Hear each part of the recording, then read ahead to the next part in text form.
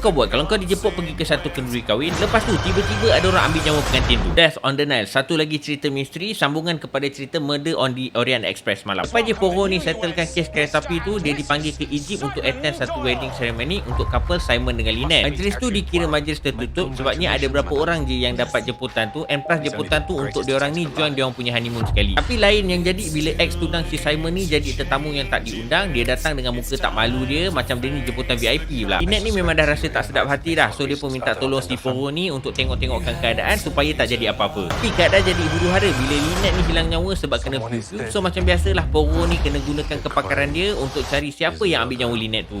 Lepas aku dah tengok semua Poirotverse punya movie ni, aku rasa untuk yang movie ni dia tak berapa nak best compare tu lagi dua tu. Untuk pacing cerita ni pada aku dia agak slow sikit, and ada a few scene yang aku rasa kalau tak ada pun tak apa. Tapi apa yang membuatkan cerita ni best, dia punya susunan jalan cerita. Sebabnya daripada awal tu aku macam dah boleh teka siapa sebenarnya yang ambil nyawa Lynette ni. Tapi bila cerita ni berjalan, aku rasa macam macam bukan je. Untuk tone cerita ni pada aku dia macam terlalu bright, so dia jadi macam cerita fantasy. Tapi aku suka dia punya cinematography. Apa-apa semua cerita dalam Poirotverse ni aku rasa semuanya best sebab dia punya story yang solid. Lepas tu dia punya susunan jalan cerita yang cute. Kalau korang nak layan cerita ni, semua ada dekat Disney Plus.